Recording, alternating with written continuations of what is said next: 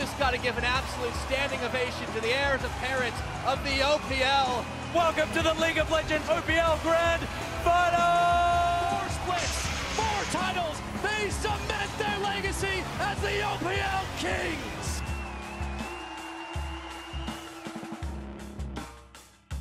Hello, welcome to week 5, day 1 of the 2019 OPL Split 2. I've mixed it all up because we've just had a joyous 2-week break. We're feeling refreshed, we're feeling ready. We are back for more League of Legends action. I am Nick Boy Richardson, and I am joined on the couch by my favorite 2 men in white shoes.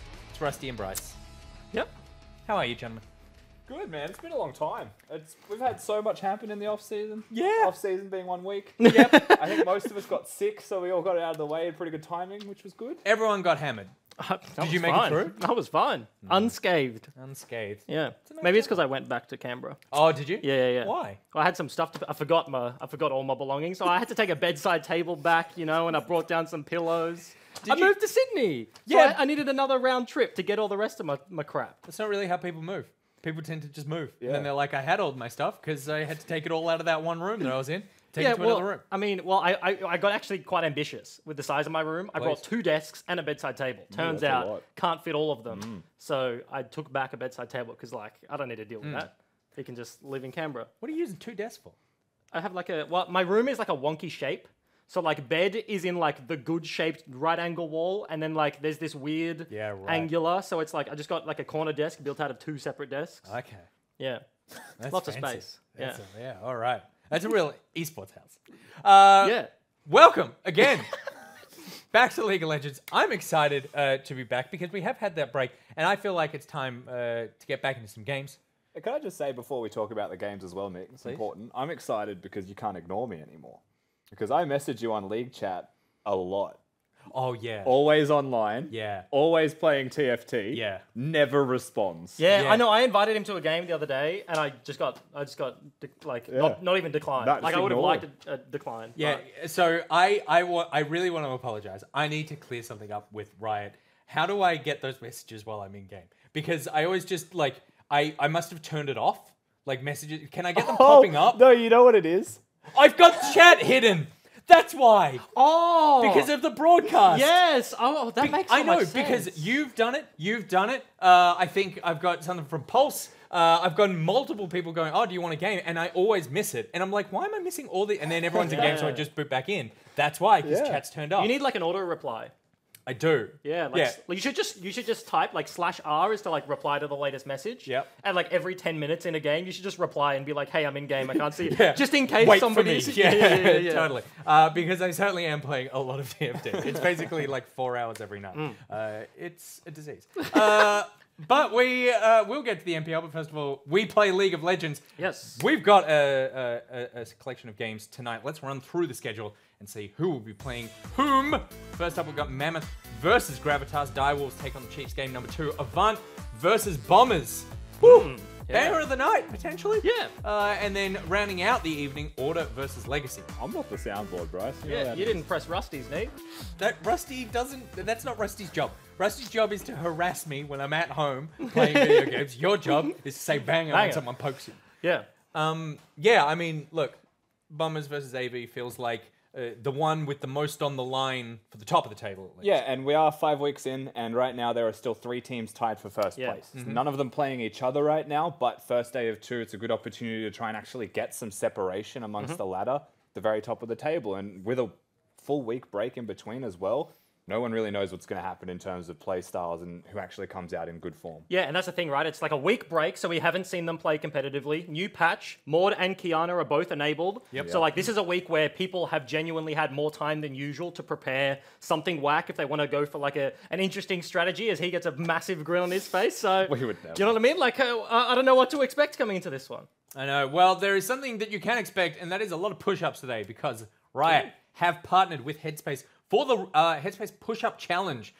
So basically the way this works, Riot Australia, the office, has sort of put forth a number of push-ups that they want to achieve towards the by the end of the month. It's a lofty figure, 3,128 push-ups. So Riot OS chose the number 3,128. It's a lot of push-ups. Arbitrary, like, why that number? No, I believe that was the suggested one. Oh, okay, okay. And that's kind of like that seems oddly specific.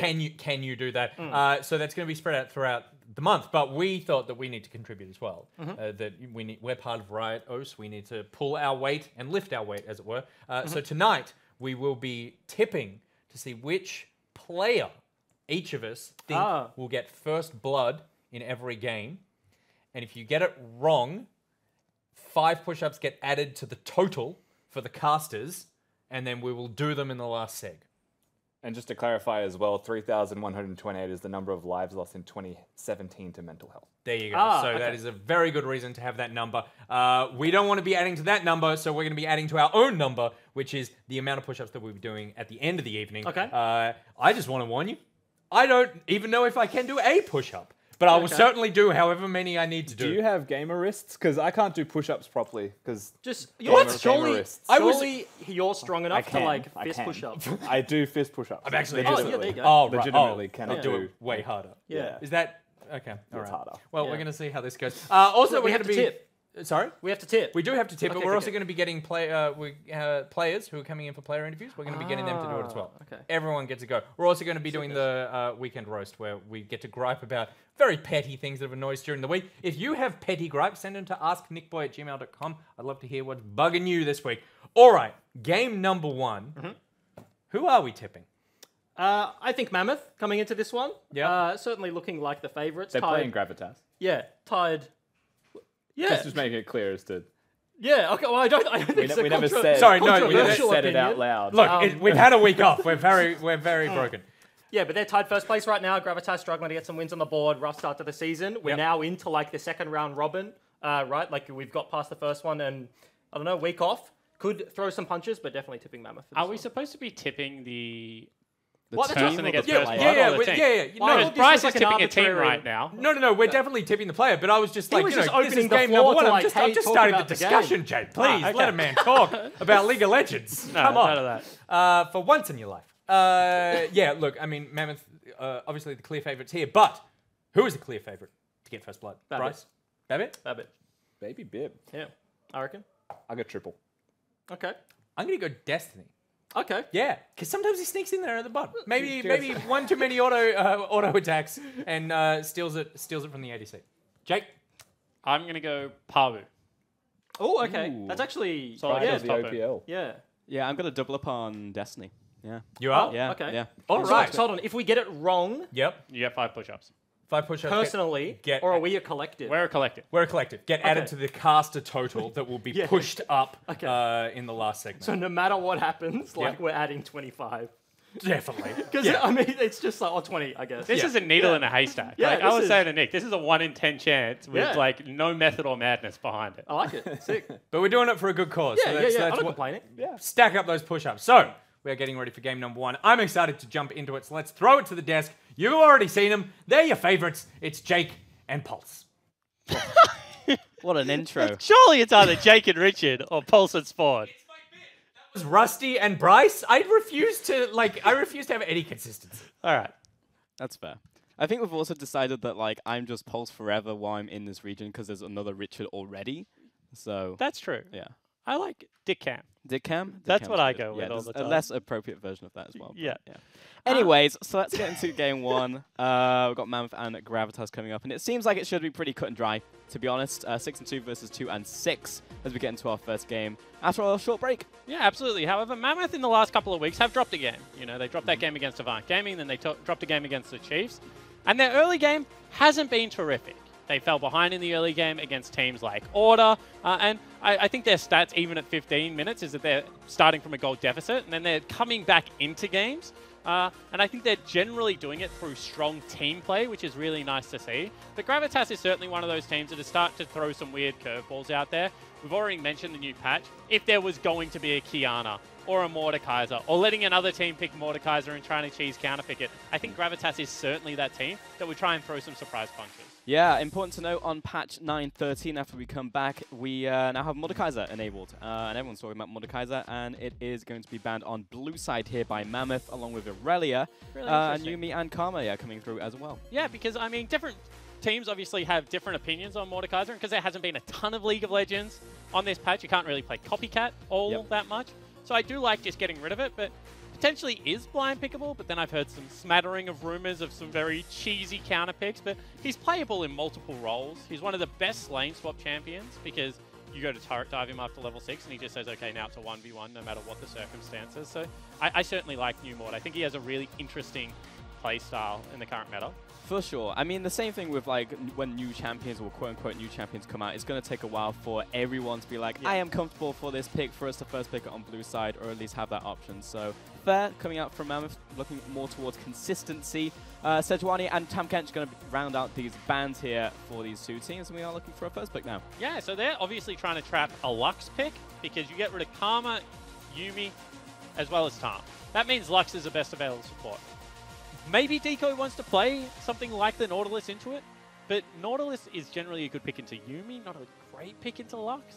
Can maybe struggle at times, although if you land the hook early on, can force out a lane and do some great things. But that is certainly a Lux trap. Like, this is a deliberate strategy that Gravitas are throwing right now. You wouldn't ban those 3 champions if you did not want them to take Lux first. Right, and the Nautilus will be picked up here as well. I mean, like, you can dredge line once you've already been rooted, so there is that interaction.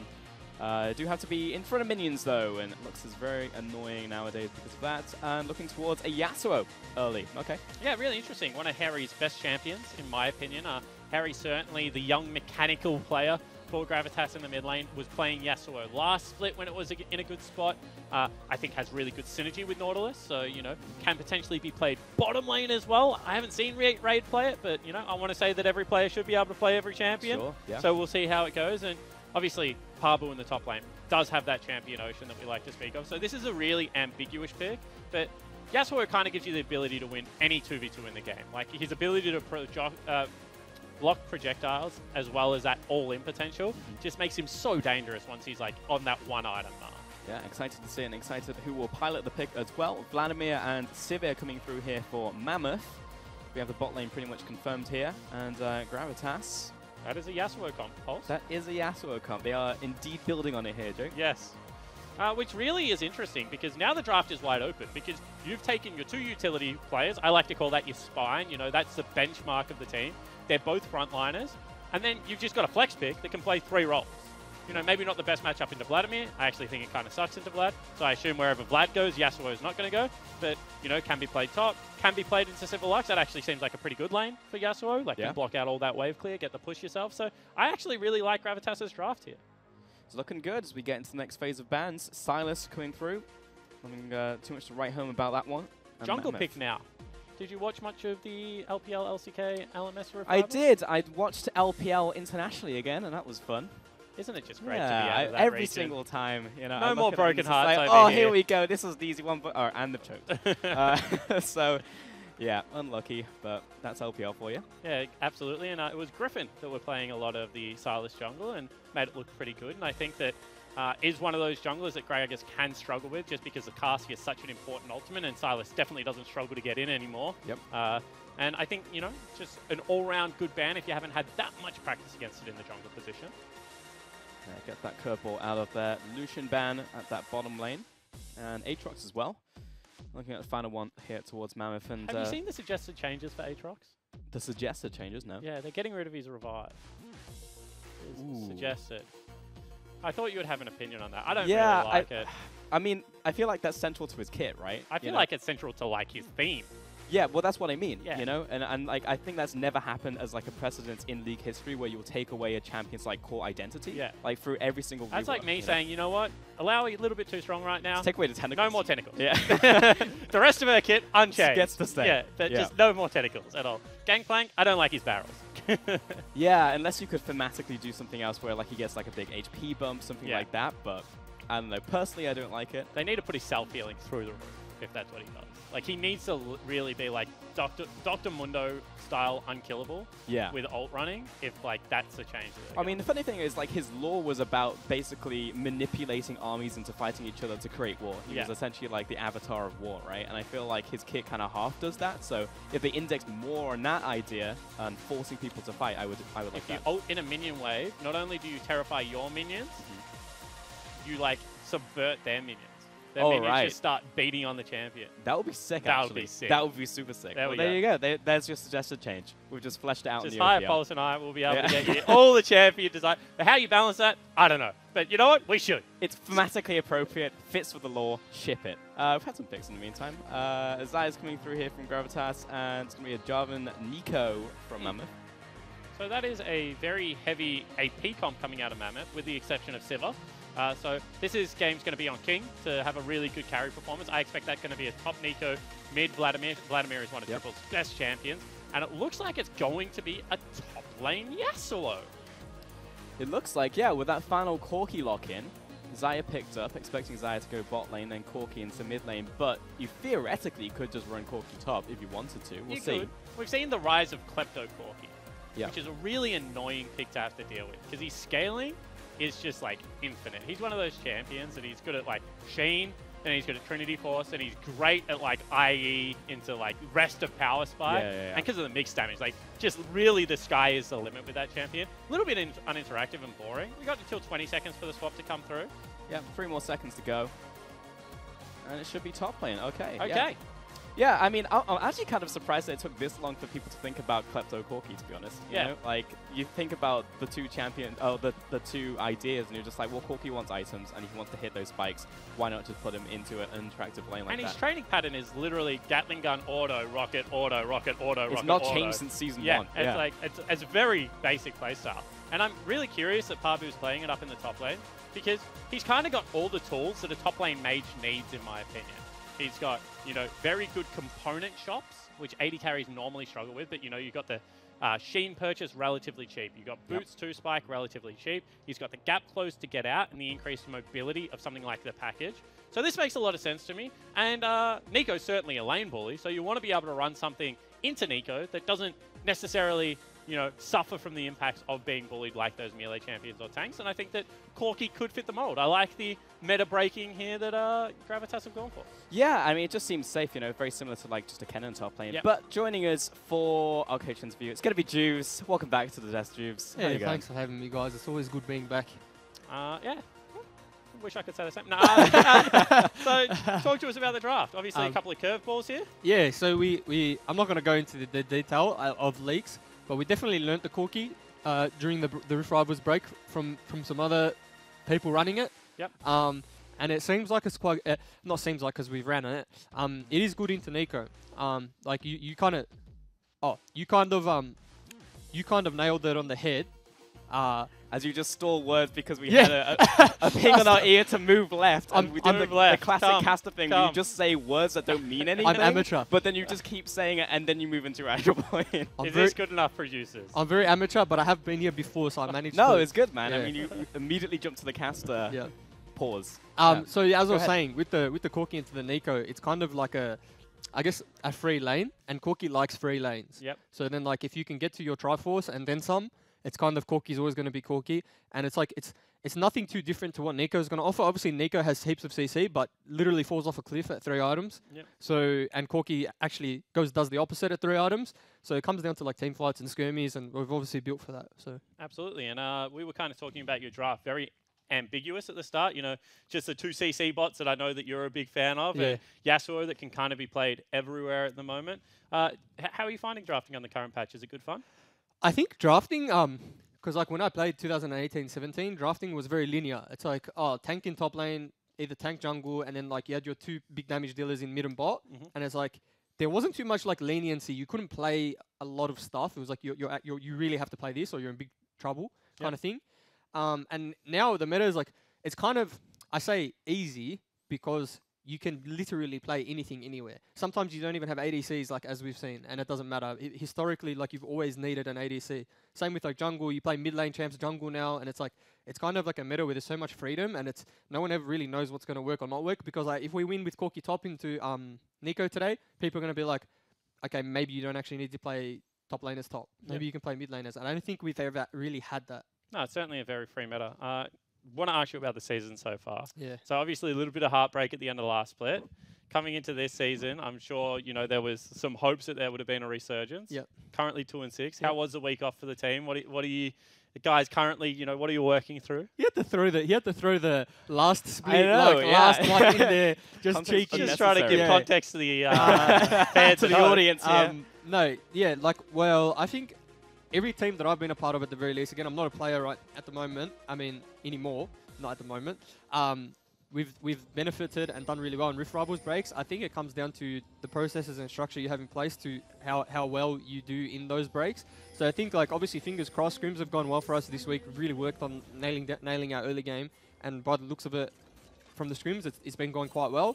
So yeah, if we can show it on stage, I'll be happy. We're just one of those teams at the moment that's trying to translate what we do in scrims onto stage. After a break, would you prefer to go against like a top of the table team, or would you like, you know what I mean? It's going up against basically like the best that the league has to offer versus like anyone else. Well, Mammoth are a top of the table team, but they don't have top of the table stats, which is a weird one to say. But they're probably one of the only teams that have won games at gold deficits and also won games like with their Nexus open. So they're definitely like first place team and they deserve to be there, but they've also shown that they're very beatable and they have some hiccups.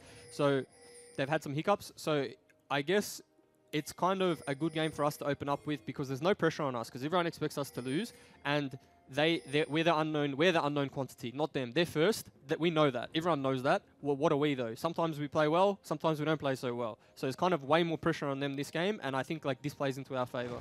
All right, well, thank you so much for the interview, and yeah, we'll see you later. Thanks, guys. Thank you. Yep, bit of a longer interview there. We did have a player not loading in, so we just had to take a quick break before we got into the game, but we're in now. Yeah, absolutely. And we saw kind of a strange start because Praylist caught out on Vision and then stayed on the Vision, which normally you would like do a loop, maybe come from red buff from a different angle, maybe, try and go towards blue, because giving away your jungle path can be risky. At the same time, you can see that Babip has been able to take his red buff and head into topside jungle, so maybe expecting the Gragas to be up there, try and impact this Corgi lane. Ooh, nice hook. That was literally It's a great hook. tip of the spear. Yep. Comes on the king, nice bit of harass early. Babip backing to the top side. Grab his blue buff second, should be level 3 here. Top lane's kind of pushed, mid lane's kind of pushed. Yeah, and Babip's actually doing a really quick clear right now, Pulse, because he's also taken away his wolf camp, and this is his 4th camp, and it's going to be the level 3 camp. Obviously, Praylist gets level 3 off just 3 camps because he's doing the highest experience. And what Babip is sacrificing for in speed, he's certainly kind of doing it in health, right? He's not going to be healthy. Like, he's used both potions. That is not a health bar that you can now gank with. So he's going to be relegated to the jungle, maybe wait for a scuttle spawn or something like that to try and top himself off. Kind of the sacrifice of Hunters and Machete plus solo camps is that you get very low. And now needs to kind of be able to play this game a little bit more conservative than I think he would have liked, because he has some very good gankable lanes. Yeah, for sure. I mean, luckily it is Gragas, someone who isn't really going to like get in his face and cause him too much trouble, but yeah. Pretty much a love tap from any jungler would just knock you over. Looking towards River here. Grab has not been taken yet. We actually have a roam down coming here from the mid lane of Harry. I mean, if Harry sweeps out the Jarvan right now, which he has been able to do, that's a huge win early. This should be a double Scuttlecrab start for Praylist. He should find himself up a camp with a camp still available, which, as a Gragas, as someone that has such a good level 6 gank, is very important. He's also got himself a really nice ward down now on the Raptor camp, going to be looking to spot out that second respawn. The fact that it doesn't spawn early is also going to give away the fact that top clear was done first. And if they can start getting priority, in this Corki lane, in this Yasuo lane, then Gragas should be able to start invading, looking for those skirmishes that we spoke about. Yeah, Gragas is feeling very accelerated right now. It's that second crab you were talking about. Yeah, he's in a pretty good position. He wasn't actually spotted on vision as he path towards top side either, so MAMMOTH actually have no idea where this Gragas is right now, with a top lane that's pushing forward. Power boot is low, however, so wouldn't be surprised if we see a teleport on the horizon. Yeah, I mean, I'll see whether the gank actually comes in here. That's a big creep wave, very hard for Gragas to be able to navigate, however, does have flash available. Babip also doing a really good job here. Going to spot him out. Will be on the Krugs respawn. So definitely an invade coming out here. Could be a fight. Yeah, I mean, Babip has already gone for his first back here, so he will be able to challenge this. Spike comes down, Prayless collects at least the big Krug here as Topoon just moves through the tower to assist. Teleport coming back from the Corki. Pretty much going to be a defensive setup here, so again, not really looking for a skirmish if he can help it.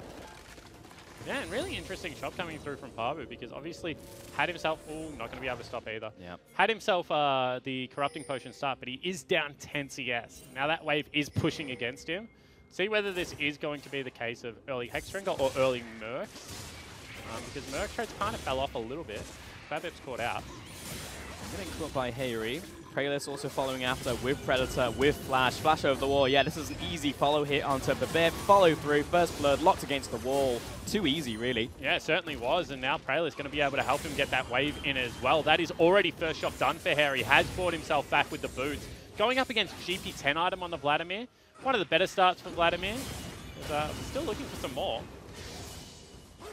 Yeah, has the wave to fight with there as well and pushes them all the way back to tower. So yeah, really nice start for this Yasuo. I mean, Berserker is into a kill. Like, next back he'll be able to pick up his, at least a big component of his first item in a great place for a composition that is set up around the Yasuo doing well. Yeah, completely agree. And whilst Harry picks up that first blood, that is 0 of us getting the push-up challenge right.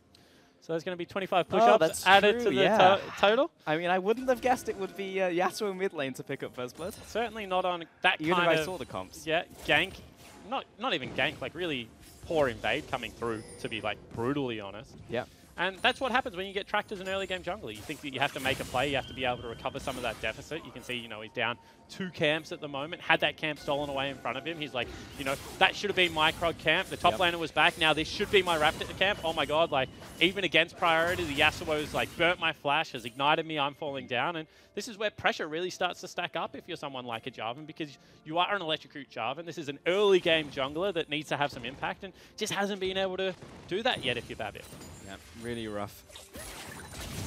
Now if you're feeling like, I can't do anything, and now I just feel like I'm losing by doing nothing, and Prayless just gets to be Gragas, and it's just like, well, I'm going to be useful at 6 regardless. Especially with the 2v2s he's got, because I think that Topoon in the isolated 1v1 should be able to win this laning phase, and he is. He's doing a really good job, right? But you add a Gragas cask and all the burst damage. If Topoon doesn't land a great ultimate, then it's just going to be very hard, and it's much harder to land your damage onto the Corki if you're the Jarvan. You know, you have to kind of get into Cataclysm range. If you're getting hit by an EQ as a Corki, like something's gone significantly wrong. Vlad's gone a GP10 item, hasn't got that kill, is down in CS, kind of everything just on the top side of the map in Gragas' favor, and really needs to be able to play around this bottom lane priority that the Lux as well as the Civ has been able to get, because even though they're down CS, every single time, they're the ones pushing the wave, they're the ones with the turret under threat, and are really doing a nice job on the bottom side of the map. Gragas has also just hit 6 as well off of his red buff, going for this invade after the dragon was taken. I mean, Prayless is getting everything he wants out of the jungle right now, still saying top side. Look how scared Babip. I mean, he just doesn't know. I mean, the fact that he will know roughly that Gragas is 6, it means that if anyone else is there, he's basically dead. Ooh. Almost expected the last breath there, I'm so surprised that wasn't. I mean, Prayless was certainly in range, had a Predator boot available, had flash. I mean, the good thing about Last Breath is it uses it at the last moment, it suspends the knock-up, so it actually adds some time to it, adds some CC, and allows, you know, your jungle to be able to join that play. No Ignite available, though, so maybe just thought he was going to be able to pull away from it. So good patient play coming through from Harry, because this gank should be available all day long with how he's currently playing. Yeah. Good, actually, advanced ward here from Triple. Will spot out Prayless as he passes towards this bottom side. Also picks up this control ward, though, so now Prayless will know that he's spotted. Jarvan actually going for a back right here. We'll see what he's able to pick up. Probably won't be a full Warriors. Yeah, it's going to be nothing, I don't think. No, like Barmies, yeah. Yeah. So, I mean, that's just telling, right? When you're playing Electrocute Jarvan, I would say like 60% of the games you want to go Warrior. there are those games where you're solo frontlining that you do need to go Cinderhulk. Arguably, this is one of those games, but I would think more likely there's been a pivot in kind of the jungle item and, you know, just the knowledge that this game isn't going in Babbitt's favor so far. And it's just going to continue. And this is just the knock-on effect of what may have seemed like a minor thing of like not being able to get Krugs and then moving to Raptors, then losing a death, and it just shifts an entire build, an entire playstyle, and basically how you play the next 5 to 10 minutes in the early game, now being pushed in here by both the jungler and mid laner, has to essentially, like, even when taking camps path towards a lane, so there's essentially an escape route for you. With no flash, only Cataclysm and Flying Drag here. Destiny even comes up as well to assist. Well, you can see what happens, right? They go into the jungle, and all of a sudden, bottom lane has to cede priority. There's just no way you can fight for it. Parbu gets a pretty good trade top side, but still going to be a winning lane for top 2. And what that means is all of a sudden your one pushing lane kind of in that bottom lane is now going to be evened out. Top lane's still going really well. Topoon, as soon as jungle showed back bottom, has just gone back to winning this lane again. And, you know, Parbu's actually down pretty significantly, but you would say that this pressure that is now being put out of the Gragas needs to be weathered until, you know, that 1-2 item mark. And then that's when you can start looking for the fights. At Essence Reaver, IE, no one really goes with Sivir right now. That's why she's one of the strongest carries. We already talked about Nico's kind of 2 to 3 item spike. So there's still a lot of things that Mammoth can do, but it's just about weathering it and getting to that elongated laning phase and not letting this game kind of fall apart in the meantime. Yeah, and for everything we've said, I feel like Mammoth has done the right things, you know, that we've seen in the last 5 minutes. Have gone towards Dragon on opposite side, picked up objectives where they could. Bottom lane, yes, they had to seek pressure, but they also protected Jarvan from a potential death right there, and that was a good call by Destiny because they were literally invade happening. Babip, though, on the top side, look towards Herald. Maybe he's just going to ward it out so he just knows if Gravitas will move towards that area. And we haven't seen a cast yet from Gragas. No, but we could see the first one right here. This is going to be a Predator move for sure. It has to be, yeah. Flash is available, but Duke's top. Yeah, trying to play the clone right there. Well played by Topoon. Ooh. That's a great gank, though. Good gank. Burns so many resources. Flash and stopwatch coming through from that one. I mean, well played with the timings there from Topoon, but still resources burn. Yeah, and especially given the fact that teleports are coming back up and available, and you expect this to be a Herald or a Dragon fight. And kind of Nico's early game ability to win team fights is off that ultimate stopwatch combo when you're in the face, and you really need flash before you have something like the Spooky Ghost, like the GLP, to catch up in that scenario. So it just makes Topoon's job a little bit harder. Now all of a sudden he's peeling, he's more of that defensive utility, and you're going to be relying on something like a Sivir Ultimate or a Vladimir to really be able to penetrate that backline and clean up something like a Xayah. Interesting back here, actually, from Parbu. He decides to go Sheen over Phage here as he's building towards Triforce, so he's actually looking to trade a little bit more often than lane now. I mean, just the fact that you do have a Gragas topside into Sheen, like, that just shows the ebb and flow of that lane and how it's just changed over the last maybe 90 seconds or so. Yeah, absolutely, and now potentially looking mid lane again. It's kind of, I would say, this is now too much time where Gragas hasn't gotten active, where he hasn't flashed on someone, where he hasn't actually looked for a big combo with Harry, because we're seeing the needlessly large rod being picked up. And whilst right now the Vladimir is sound 20 CS, and, you know, great job from the Yasuo, there's just no doubt in my mind that triples Vladimir is going to outscale. And the rest of the map kind of becomes a null point when you have, like, a sped up, you know, Sivir altered Vladimir that can just one hit legitimately the entire team that matters on the side of the Gravitas lineup. And I really feel like they had a good chance to shut him down. You know, everything went in their favor. They got first blood onto Harry. They had Babip, like, shut down completely a null factor in this game. But the more this turns into a free farm fest with bouncing waves back and forward, and it's only, you know, 1,000 gold lead, the more this game, you know, at 1 and 2 items is starting to swing back into Mammoth's favor. I think that that just could have been way more done in this game so far. Yeah, I mean, it's always that feeling of, like, when you put a Jarvan down, you're like, well, I don't want that to happen to me as well, you know, because it can be you just burning all of your resources as a Dragon's like, well, that's my silver bullet used for the next, what, 5 minutes before my flash comes up. But Mammoth are just, yeah, over time, just gradually picking up resources, gradually picking up second Ocean Dragon now, and for a game that has turned into minion ping pong, like, this is just a great Dragon to have. Yeah, absolutely, and I would say, you know, the 600 gold lead that is currently on your scoreboard, like, well worth the 2 Ocean Dragons that you've been able to grab. They've got more turret plates across the board. They've done a really, really good job of weathering this storm. And Juice kind of said that the area they were looking to improve was that early game. Well, the early games looked fine from Gravitas, but it looks like it could have been so much more. They had the ability to really be able to take this game over. In my opinion, this should have been like after the top lane, at least a Herald Force, like some form of, you know, all-in skirmish coming across, and none of those things just have really happened from this team. Yeah, step 1 happened, but now we just need to see the rest of the checklist. That's a bit of harass there from top, and teleport coming in as well from Mammoth. I mean, it's enough to send Gravitas packing. They're not looking for this fight. Also with Babip coming up into this fight, 3v3, not really feeling it right now. And they've maintained the leash. So that's 5 members up versus only 4. So they're going to be able to get themselves the Rift Arrow. And every single early game objective has gone Mammoth's way. Now, Trailers kind of caught in no man's land. And mid lane turret could come under fire here. Yeah, Decoy even came up for that one. Potential for a fight, but again, wasn't really feeling it. Wasn't really choosing to go for a fight. And yeah.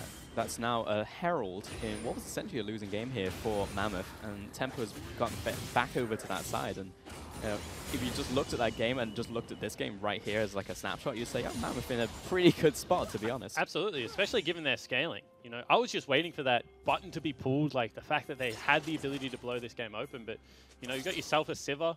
She's got first item, no problem at all, as well as Boots too. You got yourself a Vladimir. He's got his Spellbinder as well. Yeah. Like this is a comp that just does so well late.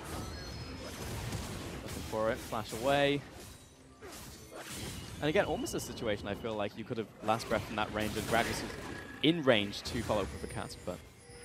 Yeah, it certainly could have been the case again, but I feel like they're just playing the numbers game here. They're trying to play patient. They're waiting for that mistake. They're looking for, you know, summoner spells and small advantages, but they haven't really revisited those lanes. Like, you've got yourself Flash as well as Predator and ulti available right now on Praelis. And Topoon, you know his Flash has been down for the last 5 minutes. You know he has no stopwatch. And yet hasn't looked for that capitalized gank. And you can see now Babip is actually up in CS. He's up in levels. Yeah. Like, he's completely recovered this early game. It's ahead in gold. Yeah, and they haven't really been able to make anything happen, you know. They got 2 teleports. That could have been a window to maybe force something topside. But, you know, Rage is choosing to use his teleport back into the bottom lane. So, really, this is more of the slow game. And Mammoth must, Gravitas must feel like they have the scaling on their side. They must feel like this Corki, this Yasuo, is going to be able to do more than the Sivir as well as the Vladimir late game. And I'm just not sure I have the same confidence, to be honest. Yeah, I mean, no doubt this composition does a lot of damage, right? Triple threat composition coming in from Gravitas, but yeah, I mean, you really can't undersell the damage of Vladimir can do if he just sneaks into a backline. That's a Tides of Blood away from just one-shotting the entire team. Vladimir Sivir is like a top as old as time. Like, that is your, like, Hemo Plague into ricochets, if you don't get a good win wall, is legitimately just game over.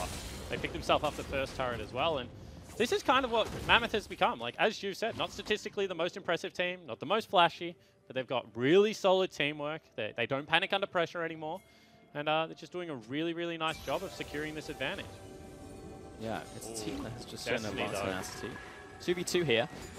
Zuku pushing forwards. Great cast follow-up there onto Destiny. Hemo Plague's down, however. Hayri coming in from the mid lane. Flash of all by Destiny into the Sanguine pool with a Bip coming into the fight as well. The flying drag is good. Throws out the Super Soaker. Ray coming in from the bottom lane, but he's split from the team. Pabu over the wall as well, but can't really get involved into this fight. Cataclysm doing work here. Decoy down. Babip looking to back away. Raid now closing in on this fight. Finds 1 kill in return. So 2 for 2 all in all, and it looks like team's backing away. Yeah, and that one looked really good there at the start for Gravitas, but as you mentioned, kind of a very early rotation. Harry taking that play over the wall onto Destiny kind of meant that he picked up the support kill, but they were lacking so much damage on the other members that were collapsing very quickly. Couldn't find himself back over there. King looking for a 1v1 here. Yeah, good spell shield coming up there onto Hayri's Steel Tempest. Isn't it such a satisfying ability to hit spell shield? Spell shield? Just turns around, tells someone to back off. Like.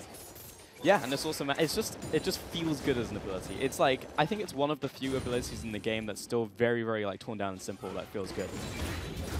Really nice combo there out of Praelis. You know, had the no auto attack, bounce back with the cast, very good predict. This is what I'm talking about. You go over the wall, and then not immediately flashing backing over, which just means that there is no damage available on that side of the fight. Instead, he waits for the carries to collapse. Decoy buys so much time here. Also, another stopwatch, and that is still falling down. I feel like it's pretty crucial. But, you know, this is an outright 5v4. King did not participate in this team fight, and it was still just a 2-for-2 trade. Yeah, that being said, I feel like the gold, maybe in favor of Gravitas here, all went onto Hayri in the mid lane. Well, now he's a win condition, right? And we said this is a Yasuo comp. We said they got the Gragas. They've got themselves the Nautilus to be able to build around it. Now, like, all your eggs are really in the Yasuo basket. He has to be able to win the side lane split push. Got to be able to get stuff done on Harry's side of the map. I mean, he's very close to a second item. Mammoth's just going to pick up the third dragon here as well. Prayers doesn't really want to risk it for a Cloud Dragon here, to be honest. But yeah, second item, Yasuo on the way. Top lane just finished Rifles, bottom lane finished Essence Reaver. Like, Gravitas are hitting a pretty big spike right here. Yeah, absolutely. And now I kind of want to see what Gravitas do, right? Because we've kind of identified it as a team fight comp. But they can 1-3-1 to a certain extent. You know, you got yourself a Corki, he's not the worst side laning mage in the game. You got yourself a Yasuo, very good side laner in his own right. And, you know, this is a comp on Mammoth's lineup that kind of wants to 5v5 all-in brawl. Like, they're not a 1-3-1 comp. They're certainly the all-in teamfight comp. So, wondering if Gravitas have the ability to, you know, for the next 10 minutes, from that 20 to 30-minute mark, try and drag Mammoth a little bit around the map. Try and, you know, isolate that 1v1, get the Yasuo knocking down some turrets, and, you know, maybe look to pressure Baron. Because I think if they just ARAM at this stage of the game, the items have been achieved, right? That's Essence Reaver plus a BF. That's going to be, you know, the Go Quick item plus another Needlessly Large Rod as well. Spellbinder plus Needlessly Large Rod going towards a death cap. So I kind of feel like Mammoth are on track for their team fight. And now this is the part of the game where you have to kind of nullify this power spike until 3 items by splitting up the map and kind of playing your style of farm everything. Yeah. We'll see if they execute on that. Because right now we're pretty even in terms of gold, to be honest, across the board. Just seeing a couple members at the top side of the map just kind of posturing around Baron. Raid's pretty much going to be fine here to collect this minion wave. A lot of pings going down. Kralis finds Babib. Follow up into the last breath as well, but he's basically isolated from this, immediately shut down. Kralis will quickly follow, and Alzus is running down the rest of the team. Raid overall finds one in return, looking towards Babib in the trade chamber right here, but goes into the Zhonya's and just gets put down by Destiny. 4 kills here for Mammoth. And that was huge for Mammoth. You know, we said, can they 1-3-1? Can they split up? Because right now, Mammoth are on the offensive, but they instead decide to try and go for that team fight, and they get blown up. Triple just destroys everyone. Now, Pabu trying to protect mid lane turret. I don't know whether he can. And that's really disappointing from Gravitas, because they were taking bottom lane turret. They had priority in 2 waves. The fact that they decided to group ARAM and teamfight at this stage of the game just costs them a 2,000 gold lead. Yeah, it was very it almost looked like the whole team was hesitating, but someone just said, all right, let's do it. Yeah, absolutely. Because let's have a look where it is. Nico has backed so far away from that turret. Like, that's just a free turret. Hook goes onto the Sivir, but it's going to be Yasuo deciding to go onto the tank. Not able to blow up Babib. This looked good when Raid flashed forward looking for the play and kind of triple split off him, but not able to get enough feathers out here to pick up Babib as well, and will ultimately fall down. That's just so many gold, so many resources. You know, we're talking about 1,000 gold lead for Gravitas. Now it kind of is, you know, 1,500 gold in the other direction. Mammoth really have control of this game now. Yeah, and that was a big swing in terms of gold. Take a look at Vladimir now completed the second item, well on his way towards his third here as well. And yeah, Mammoth in a pretty fantastic spot now that Baron is just becoming, you know, the objective to dance around, and you can see the whole team is centralized around this area. Which is so weird to say, right? Because what you should have is you should have a Corki that's able to fire rockets in there. You should have, you know, the pick potential of the Gragas plus Nautilus combo. Doing that Baron should be so hard for the Mammoth lineup. But the fact that they've just burned some crucial summoner spells like Raid's Flash, they've just got that huge gold injection onto Triple.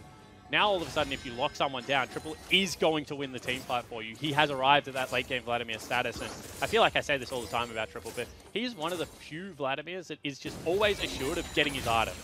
Pabu trapped in the bottom lane. Flag drag is good. Following to the ultimate from Nico. Going to miss here as Pabu jumps away, but King coming down to the bottom lane, essentially just buying time. Won't be able to get a kill in return. That's a big crit coming in from King. That's going to be a kill there as Gravitas move onto the Baron with 3 members bot side, but Triple's here with Destiny. It's a good last breath following through onto Vladimir. We'll go into the pool here, but the rest of the team has rotated. And now Gravitas in a terrible position. Tries to juke left here, but the rest of the team calling right. That's going to cost them a kill. And that might actually just cost them the game. I mean, that is going to be Baron picked up assuredly right now. Jungler is dead. Babip will arrive in time at the fight. They felt like when they lost Pabu, they had to be able to cross-map somewhere. They force a play, and it does not work. Raid is going to try and look for a steal, but he might just be dead. Out. I think he is just dead here. Throws out the Feather Storm. It's good. Looking for the pull right here. Hayri's behind him, but not really going to offer that much. Raid turning around. It will be a kill in return, though, but this may have just sacrificed Hayri. Already used the last breath. The team's chasing him down. Destiny and Tarpoon, what else have they got left? Not a whole lot, but They get the kill, and they get the Baron. Pabu. Alright, just going to teleport in. A little bit of a cheeky peek in the mid lane. But that was actually really well played by Raiden Harry in the end. The fact that they got a shutdown on the Vladimir and took away one of those Baron buffs on potentially a split-pushing side laner, I feel could be a big deal. It also staggers the death timers, might open up something like a dragon for them right now. So, you know, light at the end of the tunnel potentially, and even more gold going over to that Yasuo. But with now 4 Baron buffs, you know, that 3,000 gold lead, and a 5-1 3-item Vlad. Oh, this team fight is just well and truly online. It was definitely a best of a bad situation play, right? And it feels almost sad to say after Gravitas, 2 distinct times in this game were like, you have priority and you can do anything you want for the next 5 minutes. And we didn't see that both times, and now Mammoth immediately make the play, immediately know what they want to do, and Gravitas are playing catch-up. And I always say, you know, when mid lane tier 1 turret is up, trying to cross-map Baron is almost always the wrong answer. Because even without a creep wave, it is just such an easy teleport, walk to Baron, that is really, you know, that there is no counterplay there. Baron takes so long at this stage of the game unless you have something like Cassiopeia, right? So almost always just letting Pabu die, he still had himself a teleport available, and taking mid lane turret or looking for a dive on mid lane turret is the right answer there. But the fact that they went for the all or nothing play, you know, that was the Hail Mary. Especially if they feel like they have the scaling comp, which by the way they've been playing, I have to assume that that is what Gravitas is thinking right now. Kind of just a strange decision at this stage of the game. Because it was only 22 minutes in. Sure. Yeah, I mean, it's very much a glass cannon, right, at the end of the day. But Triple has proven he's able to find that access into the backline. Whereas bottom side, it's actually just, yeah, taking standing gold right here. There's not a whole lot Gravitas can do to easily defend against these pushes, especially if they transition from bottom to mid, controlling this vision. It'd be really bad if someone gets caught in translation, though. Yeah, it could be the case. And now it becomes, how do you defend it? Because their only answer is really, let's try and all in and win a 5v4 when Vlad isn't there. But he is playing the closest lane. You can see that they're just going to be able to jockey for position, pick up all this standing gold. It's now a 5,000 gold lead, and things starting to look really, really grim right now for the Gravitas lineup. I mean, this is pretty much it here at the inhibitor line, to see if Gravitas can land a bit of CC and jump on a priority target, but may not even win the fight in front of their inhibitor towers. We'll see. The fact that Mammoth is still able to chip a pretty good amount of health off these towers each wave is just a straight-up win here for them. And they do have the summoner spells right now to go for that all-in. Everyone has flash available. You know, turret is very low. They're going to force them away. Yeah, just pushing up. Gravitas, when are they going to pull the trigger? Well, not now. If they were going to do it, it was going to be an inhibitor tower, so inhibitor will fall away. You feel like that's just going to be the full reset, right? I mean, yeah, top lane is pushed away, and you've gone, what? That was 3 towers and an inhibitor. Yep. Feeling pretty good about that push all in all, to be honest. Yeah, you pick yourself up now, 5,000 gold lead. You're going to take away all their jungle, deny them all those resources. You get the first Baron, you kick in the front door, you reset. You're probably buying nearly full items on everyone at that stage. And, I mean, things just looking great for Mammoth. And this is a team that was the part of the game they struggled with split one. Like, translating that early game, not making the mistake, not going for an overzealous dive and giving all the game back was really where they started to struggle. And that was honestly beautiful. Just clinical play, walk down 2 lanes, be able to take everything you need.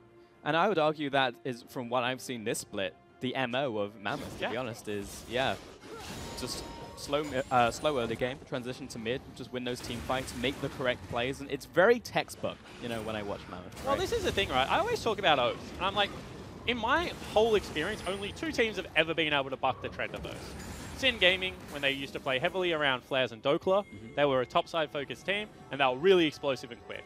And now Avant. Like, Avant are that explosive, quick team, in my opinion. Chiefs are starting to get a little bit more explosive, but I think if you put them in a best of 5, game 5 scenario, that would go back to team fighting, with Raze being the sole carry and Swiper playing that tank role. And Mammoth have very much just said, okay, how do we win in O's? Like, you put teams to the grind, you pick a big scaling carry, and you don't make mid-game mistakes. And it has worked so well this season so far. Because even in their matchups where they've lost, you know, Nexus turrets, they just have said, okay, let's slow it down. Let's wait for that one pick. Even against Cheech, you know, it looked like that game was done and dusted. Raze was so massive in it. Let's slow the game down. Let's wait for him to make a mistake. And even Raze cracked under that pressure. This is a team that, in my opinion, has like completely flipped like how they want to play the game. No longer that fast, explosive team. more like that grinded out, order style, chief style, legacy style of League of Legends of just, you know, continue to batter you down and be unrelenting in your pressure on the map. It's a good formula, and they are executing it well as well. So, I mean, nothing really to critique here. And now it's just good control. You can see Baron spawning in 30 seconds. They've gotten the vision ahead of time, looking for potential push here into the mid lane. Gravitas is stepping forwards. Hook lands here from Decoy onto the Vladimir, but look how tanky this Vlad is right now.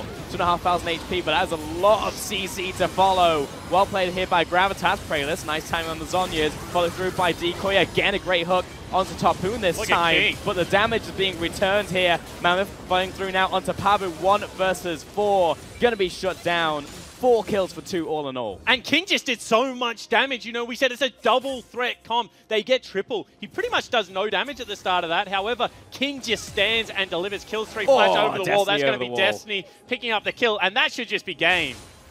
5 for 2. It started so well here for Gravitas. I was like, wait, they got the pick onto the Vladimir. They burned all of his escape skills, but then they just didn't have the damage to finish the fight because King was there. There was too many threats. And Mammoth just absorb all of the pressure that Gravitas had throughout the entire game, and will swing back and take the game in only half an hour. And I mean, that was really impressive, because I think that Gravitas' comp should not have done as well as it did early game. And in my opinion, they had like a game-winning advantage on their jungler to be able to play towards that top side of the map. But the fact that Babip, you know, such a young player now, you know, coming into a couple of seasons, was able to navigate that, secure enough farm, and then get the team fights that they were looking for and pick up all those neutral objectives, kind of nullified that great early game from Gravitas. And then, I mean, we keep saying it, but the Mammoth mid game, just real solid at the moment. Yeah. You know, maybe a couple of slip-ups here and there, but overall, enough to get a game in half an hour. That's a very good performance. It's got a nice ring to it as well, the Mammoth mid game. And yeah, it's just claiming so many teams right now. But yeah, it really felt like you put many teams in that position where you just essentially shut down all pressure from Jarvan, right? Like he goes Barmies, and that's like a declaration of, well, I'm just going to, you know, basically do nothing for the next 5-10 minutes. And Gragas, you have Flash available, Predator available, ult available, and you can choose any lane you want. Yeah, well, you got to remember, like, he burnt everything that Topoon had available, and then never went back to his lane. Like, just some very strange decision-making from this team. And the reason I think I'm so critical on Gravitas is they had so much parity to, like, my team in order last season. They, like, missed Gauntlet by 1 position, like, and it was 1 game in the end. And, you know, Gravitas were able, would have been one of those teams that they would have been looking at and saying, like, we're good enough to be in this playoff scenario. Yeah. Then the big upgrades came across. They have some young players. The question was, you know, can they now go with the OPL? And score moving towards 2-7. That's going to be a very hard season to recover, you know. Mammoth maintain outright first on the ladder now because they're 7-2. Obviously, a game to play for both Avant and Chief, so you'd expect them to join. But 2-7 to try and re-enter this playoffs race. Now in week 5, this is becoming a very dire situation for the Gravitas lineup. It's difficult, right? Because like it feels like what they're going for is not bad, right? Yep. Like you hear the theory behind it, you know, you look at it, you dissect, and you're like, well, this suits the players. Theoretically, there's meta in the way you're drafting suits the players, suits the team. But when you just see them execute on the field, right, it's not quite what you want to see. Yeah, and I think kind of on the flip side, as Ju said, like no one expected them to win this game. So that was probably a par for course performance. Yeah. But you got to start sneaking wins back somewhere. And for Mammoth, this looked like one of those games that could have been lost. Like it's another one that you would throw into that tally, but good composure, good teamwork, like all those positive things that I think that they've learned after a season of being in the boil. Like they wouldn't have liked the 5th place or 4th place position wherever they finished last season. This is certainly a team that has been galvanized by all of those experiences and now come back together and playing a very good team-based brand of League of Legends. And, you know, on some off-meta stuff. Not many people play Vladimir still, but it's still one of Triple's best champions. And the fact that he's able to explode into that mid-game and, you know, set up his team for such a convincing victory was really impressive. That being said, I feel like there's a lot more games that can be played here for Gravitas, right? Like you immediately came into Mammoth, who maybe is one of the worst teams if you're trying to play this style to play into. Yep. So in the end, like I do want to see Gravitas play a couple more games. We'll see them again tomorrow, obviously, and maybe that will just be an entirely different performance. But we'll see. For now, though, I'm going to send it back over to the couch. Thank you very much, and I'm joined by Triple. Mate, well done on the win. How are you feeling? I'm feeling very relieved right now. That was a scary game. Yeah, it was a sort of like talk us through that early stage of the game because it was a bit rough there. I'd say from both sides. Yeah, no. I think both teams were just too scared to do anything. Yeah. they definitely had the initiative on them to do something, but they didn't do anything. So we just ended up stacking objectives, and yeah. Do you reckon it was the break? You just kind of like feeling a little breezy. You've had some time off. You hit the beach. Yeah, I mean, I felt a bit out of it today, as well as like I've been having wrist pains as well. So right, like during the game, I didn't like shake my hand, and but I don't know. I feel like most cell stage games are still like this. Yeah, yeah. But overall, like Mammoth have taken big steps forward from last split. Have you guys sort of picked yourself up from the sort of like ebbs and flows of the last split to this one, where I mean, currently as of this game tonight, you're top of the table. So yeah, we've taken a lot from last split, like growing pains, right? I guess as a new team, we're kind of struggling to mesh. But now, like after a whole off season, there's like 2 months in between the splits. There's so much time to sort stuff out behind the scenes, and yeah, I'm glad the results are showing. Now, I need to ask you a question. I don't know if you know, but we're doing a push-up challenge tonight on the broadcast. The plan was that for the winning team, it's the cumulative kills that team got. That's the amount of push-ups that the interviewee needs to do. So I need to do push-ups. You need to do 14 push-ups. I mean, someone's gonna have to show me proper push-up form. Rusty, get in here. Break my arms. Bring that beautiful body in here, Rusty. It's not even going to be on camera, is it? I mean, I'll do it. There you go. No, here's the white. I'll move this for you. There it is. Okay. That's all he needs to do. Okay. Now, you can do as many as you want, and we'll pick up the slack. Yeah. So, wait, how many do you need? 14. It's a bit embarrassing, but it's fine. I mean, it could have been worse. This could have been a 40-kill game. In some ways, it's good that you guys, weren't at peak physical condition in the game. Yep. There we go. 1, 2, 3. Oh, God. Okay, now he's just showing off. I've tapped out by this point. I think that's 5, 6, 7, 8, 9. I love that he said he has weak wrists at the moment, and we're going, let's do some push-ups. 12, 13, 14. Well done, Triple. He's still going. He can't be stopped. I mean, I could have continued for, I think, a bit longer. Thank you very much. I don't mean to flex, but... No. Yeah. That was a pretty big flex. Well, congratulations on the win. Congratulations, top of the table. Yeah, thank you. See what happens over the course of the rest of the night, but you can't be dethroned. It's an equal first between 3 teams. Yep. But, well done for the rest. Well done for today, and good luck for the rest of the split. Thank you. We'll be back after this short break.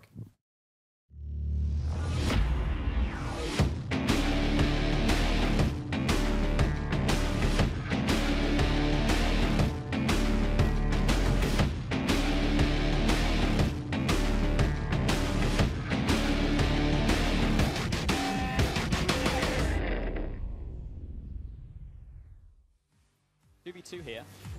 Looking pushing forwards. Great cast follow-up there onto Destiny. Human Plague's down, however. Hayri coming in from the mid lane. Flash of all by Destiny. Into the Sanguine pool with a Bip coming into the fight as well. The flying drag is good.